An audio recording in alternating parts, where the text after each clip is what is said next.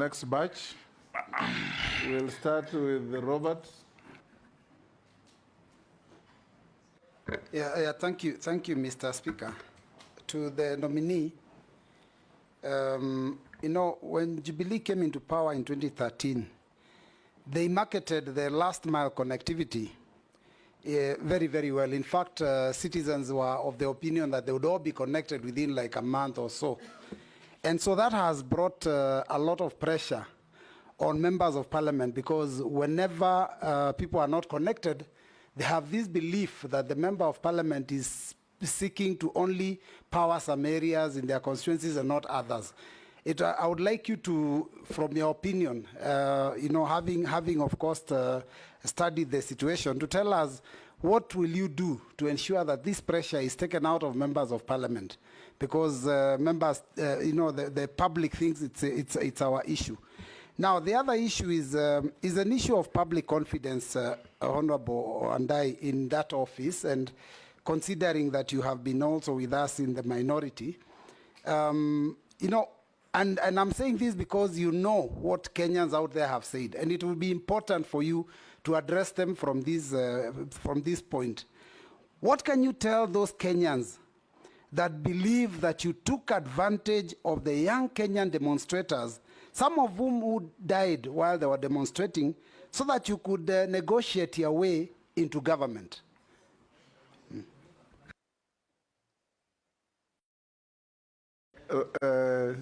Owen?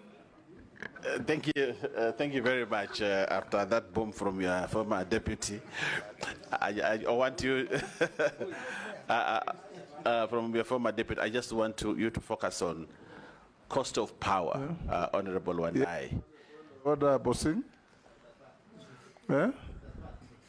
It has expired. Yeah, I would like to get full attention. Honorable Wandayi, the cost of power in this country is such that it is over the roof. If you get a power bill, you look at it, you're paying so many things apart from, in fact, the units that you are paying for actually become a small part of what you're paying for. For this country to rise or fall in terms of manufacturing, in terms of production, the cost of living and the prices of items, it all falls and all rises on the sword of power cost, for which, in your statements, you have said this country, in parliament, many times in parliament, you've said that the cost of living in this country is very, very high. But one of the biggest contributors of that cost, of that high cost of living, is power. You are in the middle of it. Apart from thinking about reticulation of power, apart from thinking about all these other things, you have a big elephant in the room. How do you bring the cost of power in this country to reduce the cost of life and also to increase manufacturing, industrialization, and all those other things? Thank you, Honorable Wandayi. Rugara. Thank you. Thank you very much, Mr. Speaker. Nominee, the ministry you are just about to take over, if this committee and the House approves you, is one of the key ministries in the country, akin to roads, water, and every Kenyan is looking upon you to be connected to electricity. And there are not two options to it. Even before I ask you the question, it's good to know that there are historical injustices in terms of power supply in the country, such that, take the case of the year 2017, the Raka constituency was at 9.5% connectivity to the national grid. At the same time, Gatundu South constituency was at 100%. These are all equal Kenyans. There really should not be that disparity. Number two, we have schools. Schools where electricity is just but mandatory. Yet, those areas are not connected to the national grid, and the children are supposed to compete competitively in national exams, which are standard. My question to you is, would you be subscribing to a form of affirmative action in terms of electricity supply to constituencies which have lagged behind, and it's just not Tharaka. You go to Mwingi North, you go to Mbalambala, which is also my neighbor, Bere North, Bere South. These actually have been discriminated against. And therefore, would you be prepared to take affirmative action in respect of those constituencies? Thank you, Mr. Speaker. To Honorable Opiyo Wandayi, the nominee. My colleagues have talked about electricity, you have talked about the transformers. Do you see we need to move away from oil-based transformers, because every other day you will hear people removing the oil from the transformers, and we have got transformers which do not work sometimes, or we have got a shortage of transformers. So do you see, will you do research? Because I've done, if you go to the Western world, you do not see any transformer, and I know you've been there. So you do not see transformers there. Do you think we can have KPLC having a company where it will be having fiber optic? I know they are doing it right now, but because of the ICT of this government, to deliver fiber optic to each and every place, because it's a vast network, as you have spoken about it. The last one is about the Kenya Pipeline Refinery. Your predecessor, if you are confirmed, who was here, Davis Chirchir, he said they were looking at it once the oil, which Honorable Posing has talked about, the Tolo oil and all that, once it's done. But I believe if that refinery was there, we could even get cheaper fuel and refine it the way it used to be. So do you think it is possible under your watch if you are confirmed? Thank you. Okay, thank you very much, Honorables. You can answer those. Honorable Speaker. Yes, indeed it is true. That is, with respect to Honorable Mbui's question, that members of parliament are facing serious pressure from the public on the matter of last mile connectivity in the respective constituencies. Because again, it has been taken for granted that this is the work of the MPs, okay? Which they have been doing, of course, very diligently in collaboration with the REREC.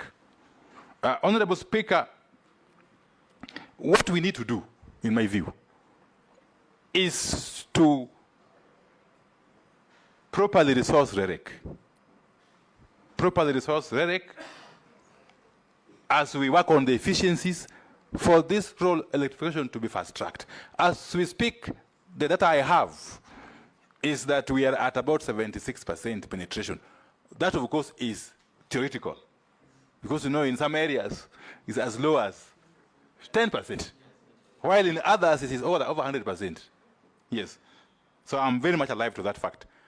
In fact, we need also to bring on board counties, county governments.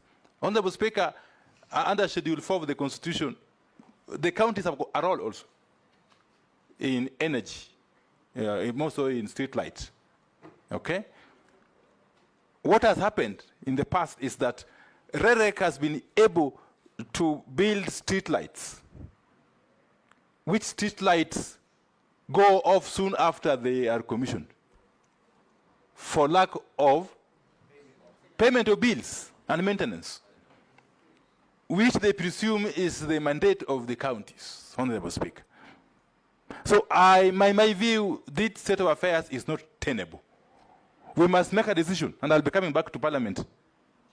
Okay? We must make a decision as to whether to empower REREC fully, to be able to be in charge of this street lighting, up to including payment of bills.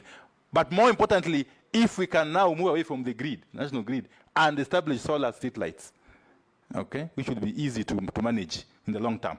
That's a discussion we must have urgently, because these are important facilities. Honorable Speaker, on the matter of public confidence, as raised by Honorable Mbui, you know, Honorable Speaker, I am very clear in my mind, extremely clear, because I've been on this space for quite some time. the Gen Zs, or the youth, were not raising any different issues from the issues you and I, Honorable Mbui, have raised over the years. They could have had a different style, okay?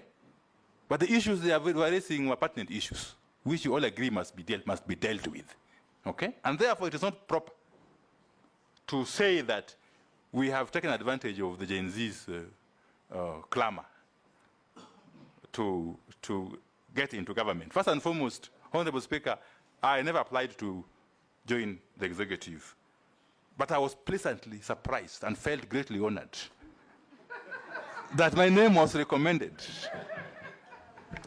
And His Excellency the President went ahead to nominate me. You know the facts. Just answer the questions. So, Honorable Speaker, I still maintain the view that we are not in any way in betrayal of the cause. Don't allow Mbui to bully you. Of the youth, yes. And have no apologies. Yes. Yes. But again, Honorable Speaker, as I conclude on that one, you know, we are basically coming on board in a paradigm shift.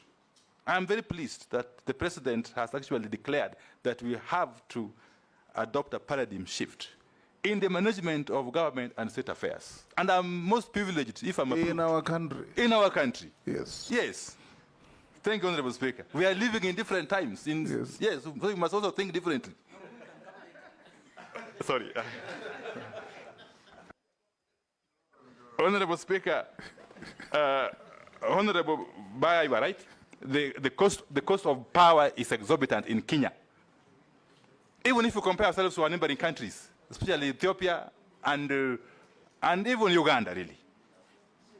But part of the reason why our cost of power is too high, is the exorbitant amount of commercial and technical losses that Kenya Power, especially in cars. Kenya Power loses up to 23% of the power it buys from the generators. Okay? In other words, it doesn't sell.